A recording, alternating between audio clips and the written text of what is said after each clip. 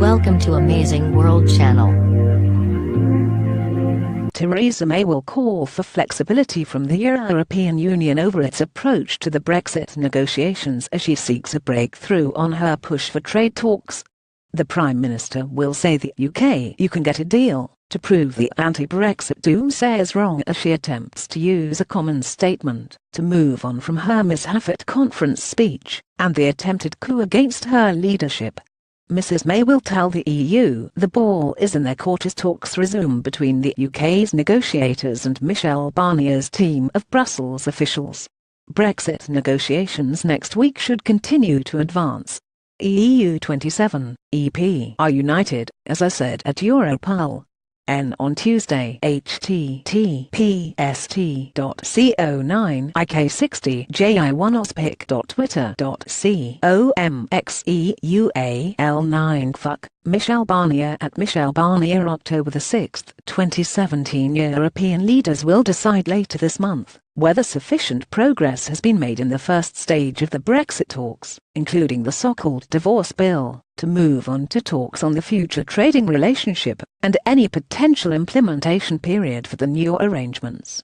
But it appears unlikely that the EU will agree that enough progress has been made on the initial phase, which also includes citizens' rights and the border between the UK and Republic of Ireland, to begin talks on the post-Brexit relationship. European Commission President Jean-Claude Juncker has said it will take miracles for enough progress to have been made by the meeting of leaders on October 1920, while the European Parliament overwhelmingly passed a non-binding motion declaring that more needed to be done.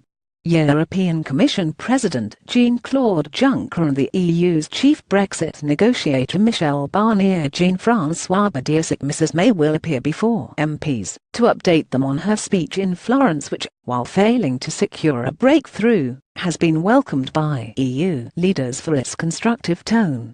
She will say a new, deep and special partnership between a sovereign United Kingdom and a strong and successful European Union is our ambition and our offer to our European friends. Achieving that partnership will require leadership and flexibility, not just from us, but from our friends, the 27 nations of the EU. Theresa May's speech in Florence was broadly welcomed by EU leaders Jeff J. Mitchelper, and as we look forward to the next stage, the ball is in their court. But I am optimistic we will receive a positive response, because what we are seeking is not just the best possible deal for us, but also the best possible deal for our European friends too. She will acknowledge that progress will not always be smooth, but will seek to strike a positive note about the Brexit process. PM speech was positive, optimistic, dynamic and rightly disposes of the Norway option forwards. Boris Johnson at Boris Johnson September 22, 2017 by approaching these negotiations in a constructive way, in a spirit of friendship and cooperation, and with our sights firmly set on the future, I believe we can prove the doomsayers wrong. She will say, I believe we can seize the opportunities of this defining moment in the history of our nation. The Prime Minister will also attempt to reassure business leaders that their Brexit process is on track as she hosts a meeting with leading industry figures on Monday. She will be joined by senior colleagues including Chancellor Philip Hammond and Brexit Secretary David Davis at the meeting in Downing Street. Brexit Secretary David Davis and Chancellor Philip Hammond will attend a meeting with the Prime Minister Jeff J. Mitchelper. Representatives from firms including Aston Martin, HSBC, Morgan Stanley and Vodafone will be among those attending the meeting of the Business Advisory Council.